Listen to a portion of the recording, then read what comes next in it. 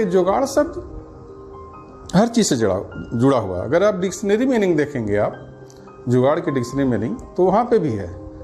वहाँ मतलब है कि एक नया इनोवेशन है, कास्ट को रिड्यूस करना है, प्रॉब्लम को सॉल्व करता है।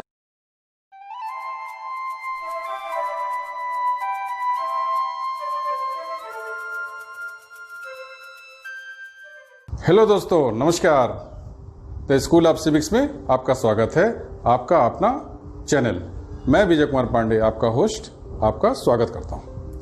आज हम एक ऐसे विषय पर चर्चा करेंगे जो कि आपके जो मुख्य सब्जेक्ट है उससे अलग हट करके है। ये दिन पर दिन काम में आने वाली चीज़ें हैं। हर चीज़ में, हर परीक्षा की तैयारी में, हर काम को करने में एक काम में आने वाला है। आपने एक शब्द सुना होगा, जुगाड़।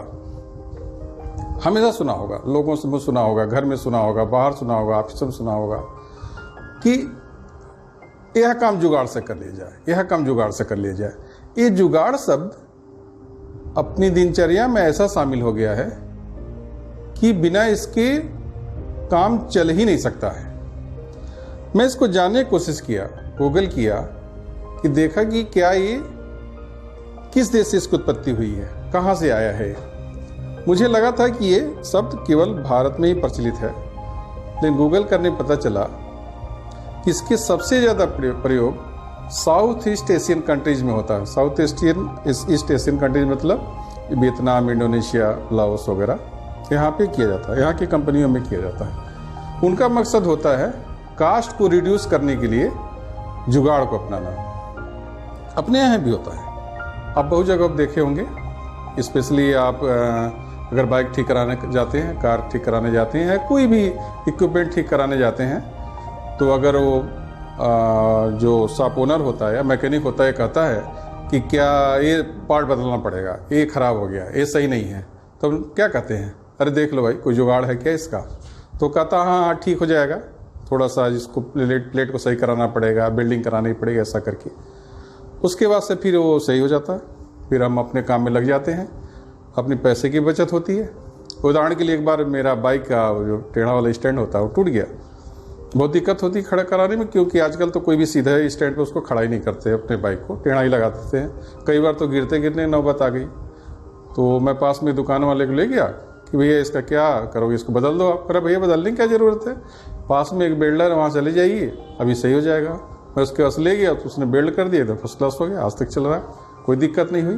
तो एक जुगाड़ शब्द हर चीज़ से जुड़ा हुआ। अगर आप डिक्शनरी मीनिंग देखेंगे, आप जुगाड़ की डिक्शनरी मीनिंग, तो वहाँ पे भी है। वहाँ मतलब है कि एक नया इनोवेशन है, कास्ट को रिड्यूस करना है, प्रॉब्लम को सॉल्व करता है। मतलब एक शब्द कितने जो है समस्याओं को सॉल्व कर देता है। अगर कोई प्रॉब्लम है तो जुगाड़ सॉल्व हो जाएगा। कोई नया चीज़ सोच रहे हैं तो इनोवेटिव आइडियाज़ हो गई। कोई चीज़ अगर 100 रुपये मिलता है तो 10 रुपये में काम चल जाता है, तो कास्ट रिडक्शन हो गया। ये तो बहुत ही अच्छी बात है। लेकिन हम इसको अगर दूसरे परोक्ष में देखें, दूसरे परिप्रेक्ष्य में देखें, तो कई बार यह जो है, हम इसको एक शॉर्टकट अपनाने का साधन मान लेते हैं। एग्जाम्पल के लिए, हम कभी किसी रेलवे स्टेशन पे ही चले जाएं, रिजर्वेशन कराना है, लंबी लाइन लगी हुई है, लोग खड़े हैं इधर उधर, गर्मी है, परेशान है। सबसे पहले हम देखना शुरू करते हैं कि कोई परिचित मिल जाता, कोई शॉर्टकट मिल जाता, वहाँ से हम अपना काम चला लेते हैं। कोई तब तक ढूंढते हैं, कभी काफ़ी समय हम व्यतीत कर देते हैं जुगाड़ को ढूंढने में ही। कोई मिला भी तो बोलते हैं कि नहीं हमारी ड्यूटी नहीं है, कोई कहता कि नहीं अभी नहीं कर पाएंगे। नतीजा वो जिस भीड़ में हम लगे हुए रहते हैं, वो पता चलता बंदा पीछे वाला आगे जाकर रजिस्ट्रेशन करा लिया, लेकिन हम जुगाड़ ही ढूंढते रह जाते हैं। अस्पतालों में जाते हैं तो सबसे पहले हम ये देखते हैं कि कोई परिचित आदमी मिल जाता, कोई डॉक्टर परिचित मिल जाता। यह जुगाड़ जो है हमारी शॉर्टकट काम करने का एक हिस्सा बनता चला जा रहा है। इसको और परिप्रेक्ष्य में लेते हैं और थोड़ा सा इसको डिटेल में देखते हैं। कभी भी किसी भी नौकरी की लिए वैकेंसी आती है तो बहुत सारे लोग, कुछ जिनका अपना टारगेट पहले से डिसाइडेड है, वो तो पढ़ाई में लग जाते हैं। कुछ ऐसे अपने भाई बंधु हैं जो कि वैकेंसी के बारे में चर्चा हुई तो अब लगते हैं ढूंढने कि कोई जुगाड़ है क्या जिससे कि पास हो जाए।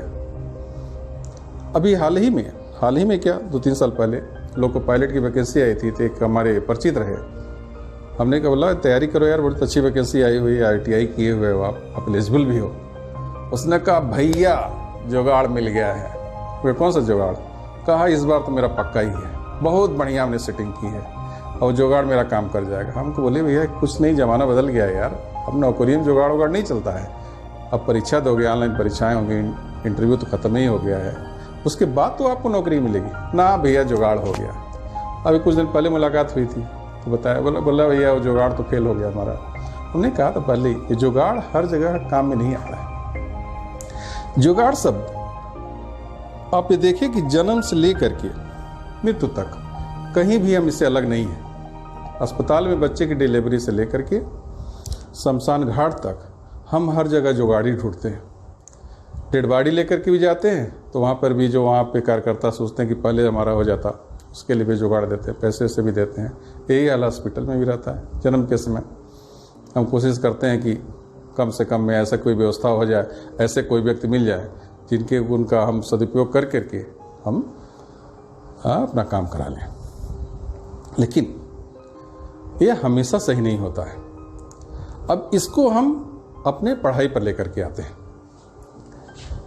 पढ़ाई में भी आप देखे होंगे, हम लोग के समय भी पहले रूरल एरिया, अब भी है, सेंटर एक दूसरे जगह जाया जाता था, तो हमारे कुछ सहपाठी हुआ करते थे, वो पता चल गया कि वहाँ पे सेंटर है तो जा करके 10-15 दिन पहले ही पूरा स्कूल का भ्रमण करते थे, निरीक्षण चढ़ कर करके लोगों से मिल कर करके ये पता लगाने की कोशिश करते थे किस टीचर की वहाँ पे ड्यूटी लगी है, जिससे कि कोई सपोर्ट मिल पाए। वो आते भी थे, कहते थे अरे भैया मेरा तो पक्का हो गया एकदम, इस बार तो कोई रोक नहीं पाएगा, फर्स्ट डिवीज़न तो आना ही आना है। हमने पूछते थे बोला क्या हो गया, क्या चीज पा गए? क्या भैया जुगाड़ मिल गया है, एक हमारे गांव के ही टीचर हैं, उनकी जो है उसमें गार्ड ड्यूटी लगी हुई है। और रिजल्ट आता था तो पता चलता था कि वो किसी तरीके से पास हो गए, सेकंड डिवीज़न पास हो गए, उसमें फर्स्ट डिवीज़न तो बहुत दूर दूर की बात है। जितना समय वो बंदा सेंटर का निरीक्षण करने में, लोगों को पता लगाने में, कई लोग गांव पर गए होंगे, कई लोगों से रिक्वेस्ट किए होंगे, हाथ पर जोड़े होंगे, किसी टीचर का नाम मिला होगा, उनसे जा कर के मिले होंगे, जितना समय वो इस जुगाड़ को साधने में व्यतीत किए, उतना पढ़ाई किए रहते तो अच्छे नंबर मिले रहते। वो ये भूल जाते हैं कि जिस टीचर के पास हम जा रहे हैं क्या उस विषय का ज्ञाता है कि नहीं है, क्या उस विषय के बारे में कुछ बता पाएगा भी नहीं। पता चला कि जिस टीचर के लेकर के हम इतने श्योर थे कि मेरा तो 60% पक्का ही है, वो जो है ड्राइंग का टीचर निकल गया। अब आप ही बताइए, हम विज्ञान के विद्यार्थी हैं, वो क्या बताएगा, वो क्या सपोर्ट करेगा, वो कमरे में भी ड्यूटी लगे रहे तो हमारे लिए क्या कर पाएगा। जिस जुगाड़ हमेशा सफल नहीं होता है। जुगाड़ की आड़ में हम अपने परिश्रम से बचने की कोशिश करते हैं, दूसरों पर दोषारोपण करते हैं, अपनी रिस्पॉन्सिबिलिटी को दूसरे के कंधों पर डालना चाहते हैं। चाहे प्रैक्टिकल हो, चाहे एग्जाम हो, आप उन बंदों को ज़्यादा देखेंगे जो कि इधर उधर घूमते रहते हैं, इधर जाएंगे उधर जाएंगे, वो पढ़ेंगे नहीं, दूसरों का दोषारोपण करेंगे, प्रशासन पर दोष देंगे, कॉलेज प्रबंधन पर दोष देंगे कि कोई व्यवस्था नहीं है, ये नहीं है, वो नहीं है, लेकिन पढ़ाई पर जोर नहीं देंगे। नतीजा होता है कि वह अपना बहुमूल्य समय बर्बाद करते जाते हैं। जुगाड़ शब्द इतना ज़्यादा प्रचलित हो गया कि अभी हाल ही में, वो फिल्म तो मेरी देखी नहीं है, कोई फुकरे कल की फिल्म थी, उसमें गाना भी आ गया है, कर ले जुगाड़ कर ले जुगाड़। मतलब जुगाड़ को जो है पूरा इंटरनेशनलाइज कर दिया गया है। जुगाड़ शब्द पंजाबी और उर्दू में दूसरे शब्द पर कहते हैं, वो जग्गड़ बोलते हैं। जुगाड़, JU ने जग्गाड़। एक कथा प्रचलित है, सही है कि नहीं है, लेकिन जुगाड़ पे ही, जब देश आज़ाद हुआ तो रशियन कंट्रीज़ हमारे देश में, रशियन कंट्रीज़ के कोलैबोरेशन से हमारे देश में भारी उद्योगों की स्थापना शुरू हुई। तो एक रशियन इंजीनियर यहाँ पर आया और वह यहाँ के इंडियन भारतीय मजदूरों के साथ काम करना शुरू किया। तो कहीं पे कुछ कोलैप्स हुआ तो भारतीय मजदूर ने कहा, करे सर ये तो बहुत आसानी से हो जाएगा, मेरे पास बहुत अच्छा जुगाड़ है। और रशियन इंजीनियर जो है आश्चर्यचकित रह गया। वो बोलता है, वो सोचने लगा कि हम कोलैबोरेशन तो मेरा हो रहा है, मेरे कोलैबोरेशन हो रहा है, ये कौन सी टेक्नोलॉजी है कि जो इंडिया के पास है। उसने अपने गवर्नमेंट के एम्बेसी के माध्यम से सूचित किया कि इंडिया के पास तो एक नई टेक्नोलॉजी है कि एक मशीन जो कोलैप्स हो गई और वहाँ का एक लेबर जो कि दिहाड़ी पे काम करता है वो बोलता है कि जुगाड़ से ठीक हो जाएगा। तो बाद में जब उसकी समीक्षा की गई तो वो पता चला कि नहीं, ये लोकल टेक्निक है, उसके माध्यम से हम जो है कुछ इनोवेशन करते रहते हैं, तब जाकर के वो काम शुरू होगा। तो जुगाड़ शब्द आप करिए, नए नए इनोवेटिव आइडिया लाइए। आज के सोशल चैनल में भी आप देखते होंगे नए नए लड़के नए नए तरीके इख्तियार करते चले जा रहे, बहुत ही अच्छी बात है, कोई बुरी बात नहीं है। लेकिन अगर कहीं से हमारा नुकसान हो रहा हो, हमारा बहुमूल्य समय बर्बाद हो रहा हो और उसका कोई रिजल्ट आना नहीं है, तो वहाँ पे जुगाड़ का प्रयास नहीं करना चाहिए। अभी क्वारंटाइन में कई तरह के बच्चे जो है नए नए इनोवेटिव आइडियाज़ ईजाद करके और अब सोशल मीडिया पर डालते रहते हैं। मैंने भी देखा था कि मास्क को ऐसे मोड़ करके और उसमें मोबाइल रख करके चार्जर में लगा दिया। बहुत ही अच्छा, वेरी गुड, मुझे बहुत अच्छा लगा। मोबाइल को इधर उधर हम रखते हैं, वो ठोकर लग गिर जाता है, वो चार्जर में टांग करके और दोनों हैंडल बना करके रख दिया। वेरी गुड आइडिया, करना चाहिए, इसमें कोई बुरी बात नहीं है। और ये है ही इसीलिए बना हुआ है कि कोई भी चीज़ अगर थोड़े से प्रयास से और उस पर कास्ट की कमी आ जाती है, कास्ट रिड्यूस हो जाते हैं, फिर से वो काम करने लगता है, तो इससे अच्छी बात क्या हो सकती है। इसलिए जुगाड़ शब्द लीजिए, नए दिशा प्रयास करिए, नए इनोवेटिव आइडिया प्रॉब्लम सॉल्व करिए, लेकिन जुगाड़ को शॉर्टकट मत बनाइए। जुगाड़ को अपनी पढ़ाई या परीक्षा की तैयारी का शॉर्टकट न बनाइए, क्योंकि इस समय इतनी ज़्यादा ट्रांसपेरेंसी है कि आप कहीं पे भी अगर कोई व्यक्ति आपको श्योर भी करता है कि हम आपको पीछे जो है रखकर को सपोर्ट कर देंगे, तो आप कतई विश्वास करने की जरूरत नहीं है। इसमें बहुत सारे लोग धोखा खा रहे हैं, खाते रहे हैं, आगे खाएंगे भी। लेकिन मैं आपको इस चैनल के माध्यम से सुझाना चाहता हूँ कि आप इससे बचें। अगर कोई एक्सपीरियंस हो तो आप ज़रूर हमारे साथ शेयर करें। जुगाड़ शब्द के साथ ही तो पहला स्टेज होता है। हम 2 शब्दों पर और चर्चा करेंगे। पहला शब्द है, मैं लिखना चाहूँगा बोर्ड पे, हार्ड वर्क।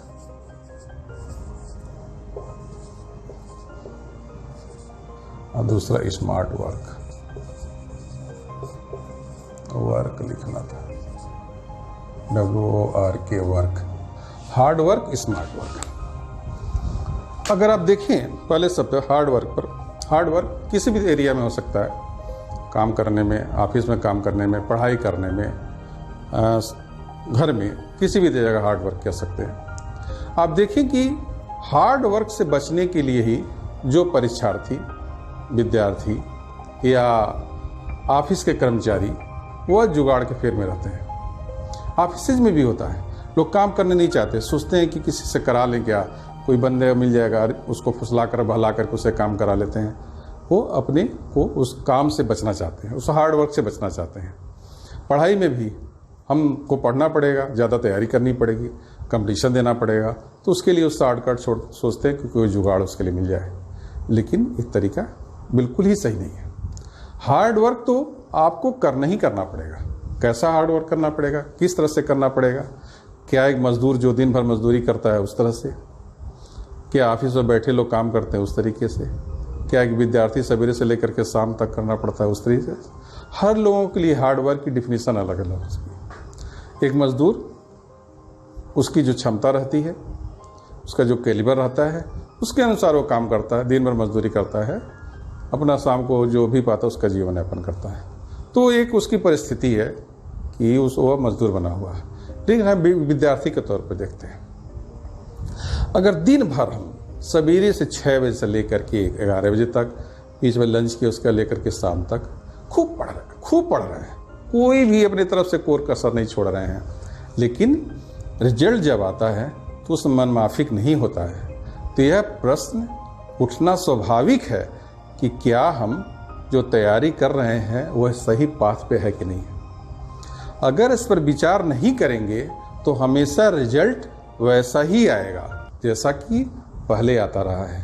मेहनत तो हम खूब कर रहे हैं, बहुत मेहनत कर रहे हैं, सब लोग देख भी रहे हैं, सब आपकी तारीफ भी कर रहे हैं कि बच्चा सवेरे से लेकर के शाम तक पढ़ता रहता है, कभी उठता भी नहीं है, हमेशा किताब लिए रहता है, लेकिन रिजल्ट नहीं आता है, तो वह सब पढ़ना बेकार है, कोई मतलब नहीं है। क्योंकि आजकल सभी, चाहे अपना हो चाहे कोई भी जो रिजल्ट ओरिएंटेड रहता है, अगर एक मजदूर दिन भर काम करता है लेकिन दिए गए काम को पूरा नहीं कर पाता है तो क्या आप उसको मजदूरी देंगे? कल दूसरा बदल देंगे। हर जगह रिजल्ट ही देखा जाता है। प्रोडक्टिविटी बहुत ही आवश्यक है। सरकारी कंपनियों में तो कम है, अगर किसी प्राइवेट जॉब में अगर कभी आप काम किए होंगे, देखे होंगे, तो प्रोडक्टिविटी पर बहुत जोर होता है। मैन पावर का कैसे यूटिलाइजेशन किया जाए वो भली बात जानते हैं। वो एक एक घंटे का हिसाब रखते हैं, एक एक आपके माउस क्लिक का हिसाब रखते हैं कि कैसे आपका यूटिलाइजेशन किया जाए। वह उनके पास सभी तरह के डाटा मौजूद रहते हैं। अगर आप किसी सिस्टम पे कंप्यूटर काम कर रहे हैं, अगर वो खोल करके ऐसे ही पड़े, आइडल पड़े हुए हैं, उसकी भी नोटिस उनके पास पहुंचती रहती है। उनको रिजल्ट चाहिए। रिजल्ट कैसे भी आए, रिजल्ट चाहिए। रिजल्ट के बिना कोई भी आपको सैलरी या किसी तरीके की तरजीह नहीं देगा। ऐसे ही जब हम तैयारी करते हैं, अगर उसका रिजल्ट नहीं आता है तो फिर तो वैल्यूएशन तो अपना करना ही पड़ेगा। अगर नहीं करेंगे तो उस रिजल्ट को देखते रहेंगे कि अरे हम बहुत तैयारी किए लेकिन कोई रिजल्ट नहीं आ रहा है, तो आप अवसाद की ओर चले जाएंगे, जो आजकल एक कॉमन बीमारी हो गई है। अवसाद में जाने की वजह से लोग कई बार बुरी खबरें सुनने को मिलती हैं, आत्महत्या कर लेते हैं, अपना नुकसान पहुंचा लेते हैं। यह तो ईश्वर ने मनुष्य को इसलिए नहीं बनाया था कि वह जूझना छोड़ दे। लड़िए, परिस्थितियों से लड़िए, वैल्यूएशन करिए। उन लोगों को देखिए जो कि काफ़ी गर्त में जाने के बाद भी जो है ऊपर पहुँचे हैं। आप एक सिंपल सा एग्जाम्पल, अमिताभ बच्चन को देखिए, एक महान कलाकार। जब उनकी कंपनी डूबने लगी, लाखों करोड़ों रुपए का कर्ज उन पे आ गया, लेकिन वो फिर से अपने आप को संभाले और फिर आगे बढ़े। आज उनको एक महानायक के रूप में जाना जाता है। ऐसे बहुत सारे, ढेरों सारे एग्जाम्पल हैं। अपने आसपास देखिए कि बहुत लोग बहुत आगे बढ़ करके, यानी कि हायर एज में भी तरक्की पाए और आगे बढ़े। तो उम्र आपकी प्रगति में कोई बाधा नहीं होती है। जब भी आप शुरू करेंगे तभी से उसकी शुरुआत हो सकती है। तो अपने आप को सेल्फ वैल्यूएशन करें। फिर अपने मुख्य मुद्दे की तरफ आते हैं, कैसे पढ़ाई करें कि रिजल्ट सही आए।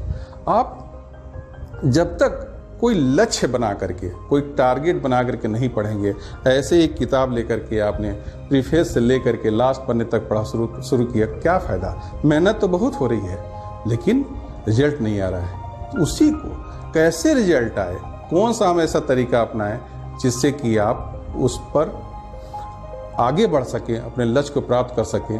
इसके लिए जो तरीका अपनाते हैं उसको कहते हैं स्मार्ट वर्क। हार्ड वर्क तो होगा ही होगा, लेकिन साथ में स्मार्ट वर्क भी करना पड़ेगा। आप अपने पेरेंट्स को, माता पिता को हमेशा देखे होंगे, लग जाओ बेटा, जूझो, इस बार तुमको सफलता पानी ही पानी है, पा करके ही रहना है, आपको सफल होना ही होना है, जी जान से लग जाओ, आपकी बार नहीं तो कभी नहीं। एक स्लोगन बना करके पेरेंट्स आपको उत्साहित करते रहते हैं, लेकिन साथ में ये भी कहते रहते हैं कि अपने कान को खुले रखो, आंखों खुले रखो, जगह जगह देखते रहो क्या हो रहा है, न्यूज़पेपर में देखो क्या क्या हो रहा है। इसका मतलब ये है कि आप जो है एक गधे की चाल मत चलते रहिए कि बोझा लाद दिया गया, हम चले जा रहे हैं। इस तरह की पढ़ाई से कोई भी फायदा नहीं है। पढ़ना अगर है तो एक टारगेट बना करके, लक्ष्य बना करके पढ़ेंगे, तभी सफलता मिलेगी, तभी ही मिलेगी। आजकल तो बहुत सारे संसाधन आ गए हैं। पहले तो कुल किताबें हुआ करती थी, कम राइटर हुआ करते थे जो लिख देते थे, फायर राइटर किताबें हुआ करते थे, लेकिन तब भी लोग पढ़ करके सफलता पाते थे। लेकिन आजकल तो बहुत सारे मटेरियल अवेलेबल हैं, बहुत सारे सुझाव अवेलेबल हैं। लोगों के ऑटोबायोग्राफी जो कि सफल हुए हैं वो जो नेट पर मौजूद हैं, उनको पढ़ करके अपने आप को आगे की तरफ बढ़ा सकते हैं, अपने आप को सेल्फ मोटिवेट कर सकते हैं। तो हार्ड वर्क के साथ स्मार्ट वर्क का होना ज़रूरी है। स्मार्ट वर्क कब बनेगा? जबकि अपने आप लक्ष्य को निर्धारित करेंगे, अपने टारगेट डिसाइड करेंगे, एक टाइम टेबल बना करके रखेंगे कि आज क्या पढ़ना है। उस पढ़ाई को जब तक रिवीजन नहीं करेंगे, उस पढ़ाई को जब तक आप जो पढ़ा हुआ है उसको लिख करके नहीं देखेंगे, तो सही मैटर नहीं आएंगे। एग्जामिनेशन में जाएंगे सब ऊपर नीचे हो जाएगा। एक लिखने का तरीका जानना ज़रूरी है, कैसे लिखें ये जानना ज़रूरी है, और मैटर किस प्रकार का हो। बहुत सारे लोगों को लिखने का तरीका होता है। अगर ऐसे लिखने के लिए आया तो इंट्रोडक्शन में कई पन्ने भर देते हैं, हर का एक तरीका रहता है कि कब क्या लिखें, कब क्या लिखें, कब निष्कर्ष दें। इसी तरह से सभी क्वेश्चनों का ऐसा जवाब रहता है। ऑब्जेक्टिव टाइप में जब तक आप बार बार उसको देखते नहीं, हर फैक्ट को याद नहीं करेंगे, हर बुक्स का नाम याद नहीं करेंगे, कोटेशंस को याद नहीं करेंगे, तब तक आप कैसे क्लिक हो ही नहीं सकता। आप उस सवालों का अच्छी तरह से जवाब दे नहीं सकते। इसके लिए एक स्ट्रेटेजी बनाना जरूरी है। एक नियम है 80-20। 80-20 नियम का पालन सबको करना जरूरी है। आप देखते होंगे कि हम ऐसे बहुत सारे काम करते चले जाते हैं, करे जा रहे हैं, उसका रिजल्ट 20% ही आता है। और 80-20 का रूल कहता है कि हमको 80% लेने के लिए 20% काम करना पड़ेगा। हम ऐसा काम करेंगे कि हमारा रिजल्ट 80% हो। आप किसी भी कंपनियों में देखते होंगे, जो भी कंपनी है, सबसे बड़ी टीम उनकी मार्केटिंग की होती है कि अगर कोई भी प्रोडक्ट बना, अगर वो बिकेगा नहीं तो फिर वो कंपनी चलेगी नहीं। इसलिए मार्केटिंग की टीम पर ज़्यादा फोकस रहता है। उनको तरह तरह के इंसेंटिव दिए जाते हैं, तरह तरह के टूर प्रोग्राम दिए जाते हैं जिससे कि मोटिवेट हो बेचें। उनका ज़्यादा फोकस उसी पर रहता है। अगर एग्जाम्पल के लिए, अगर वह केवल अपनी कंपनी को बनाने में, अपने ऑफिस को सेट करने में, अपने बैक स्टाफ को फ्लोरिश करने में लगे रहें तो उससे उनके तो प्रोडक्ट बिकेंगे नहीं। प्रोडक्ट तो बेचेगा हमेशा मार्केटिंग का बंदा। इसलिए आप भी अपने पढ़ाई में यह देखिए कि हमारी क्या पढ़ने से मेरा रिजल्ट 80% आएगा। हर किताब में जो भी आप बुक्स रहती है वो पूरी तरह से कंप्लीट नहीं होती है। हम एक सजेस्ट किए आपको किताब को कि आप इस बुक्स को पढ़ लीजिए, कहीं से हम सुन लिए, अपना नहीं आते, कोई बंदा बता दिया कि हाँ इस बुक्स को पढ़ लीजिए, बहुत ही फायदेमंद है। अब हम शुरू से लेकर के पढ़ते चले गए, उसमें ये भी नहीं देखे कि हमारे सिलेबस में है कि नहीं है, हमारी किस परीक्षा काम आता कि नहीं आता है। हम पुराने आंसर पेपर को भी नहीं देखे कि किस तरह के क्वेश्चंस पूछे जाते हैं। पढ़े जा रहे पूरी तरह पढ़ लिए, चौकस हो गया, आज चौड़े से आप खत्म हो गया, अब तो विजय मेरी ही है। लेकिन परीक्षा में गए तो पता चला कि वो क्वेश्चन ही डिफरेंट टाइप के हैं, उनके आंसर हम कैसे लिखेंगे। यह सब प्रॉब्लम के लिए पहले आपको एक स्ट्रेटेजी बनानी पड़ेगी। पुराने आंसर पेपर को देखे रहते आप, कैसे कैसे क्वेश्चन पूछे जाते हैं, शॉर्ट नोट कितने पूछे जा रहे हैं, लार्ज आंसर कितने पूछे जा रहे हैं, क्या कोई प्रॉब्लम के भी टाइप के आते हैं, तो उसको देखे रहते तो आपका पढ़ने का नज़रिया दूसरे तरीके का हो गया रहता है। अब पढ़ने का नज़रिया बदलता तो आपको उसी तरह से अपने आप को डिवाइड करते स्टडी आवर में, तब जा करके रिजल्ट अच्छा आता है। बिना उसके कोई रिजल्ट नहीं आ सकता किसी भी परीक्षा की तैयारी में। हम ये नहीं कहते हैं कि आप अमुक परीक्षा दीजिए, ये दीजिए, किसी भी परीक्षा की तैयारी में आपको एक स्ट्रेटजी, एक गोल डिसाइड ही करना पड़ेगा और उस गोल और स्ट्रेटजी से ही आप अपने लक्ष्य को प्राप्त कर सकते हैं। हार्ड वर्क हुआ, हार्ड वर्क के साथ स्मार्ट वर्क, दोनों का जब कॉम्बिनेशन रहेगा तो बहुत ही बेहतर रिजल्ट आएगा।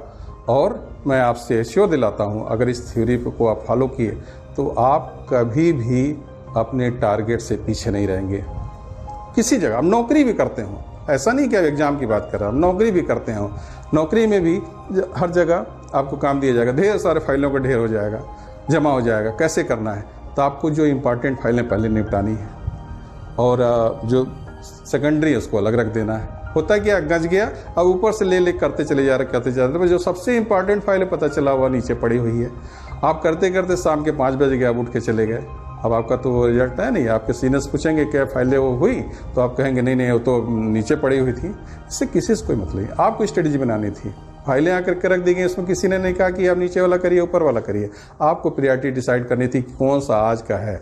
इसके लिए आपको लिखना पड़ेगा, लिख करके कि आज कौन सा काम किया, कौन सा काम किया।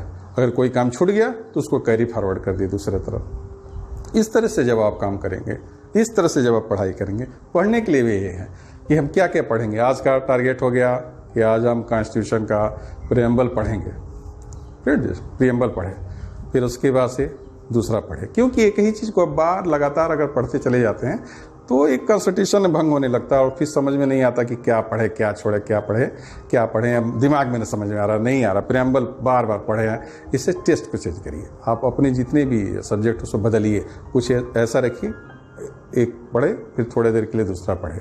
बीच में आप गैप भी कर सकते हैं, बैठ करके आप मनोरंजन भी कर सकते हैं, मोबाइल भी देख सकते हैं, पिक्चर भी देख सकते हैं, लेकिन उतना ही जितना कि ज़रूरी है।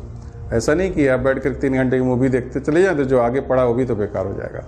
इस प्रकार आप जो है जब अपना टाइम टेबल बना करके पढ़ेंगे तो आप जो भी काम करेंगे उसमें सफलता जरूर मिलेगी। आप बहुत सारे लोगों को देखते होंगे कि 10 बजे ऑफिस पहुंचते ही काम शुरू कर देते हैं और बहुत लोग जाते हैं टहल करके सबसे चाय पी रहे हैं, हाथ मिला रहे हैं, कैसे हैं आप, कैसे आप, देश दुनिया जितनी भी करंट टॉपिक सब पर चर्चा हो रही है। अगला एक बंदा रहता है और वो अपना काम किए जा रहा है, लंच में उठा, फिर लोगों से मुलाकात की, सबसे मिला जुला। जब प्रमोशन की बात आती है तो पता चलता है कि उसको पसंद करते हैं सभी लोग। हर अधिकारी उसको क्यों नहीं पसंद करेगा? जिस कॉर्पोरेशन के लिए काम कर रहा है, जिस ऑर्गेनाइजेशन के लिए काम कर रहा है, जिसके लिए वो पेड है, उस काम दे रहा है, और बाकी लोग बैठ करके अपना समय चबा रहे हैं क्योंकि उनका कोई टारगेट डिसाइड नहीं रहता है। जो 10 बजे वाला बंदा है वो कल ही डिसाइड कर चुका रहा होगा कि उसको करना क्या है, वो आते ही 10 बजे शुरुआत कर दी। अगर कल नहीं डिसाइड किया रहा तो वो भी नहीं कर पाता। बाकी लोग ऐसा नहीं करते हैं, अगर सामने आया काम किए, नहीं आया तो नहीं किए।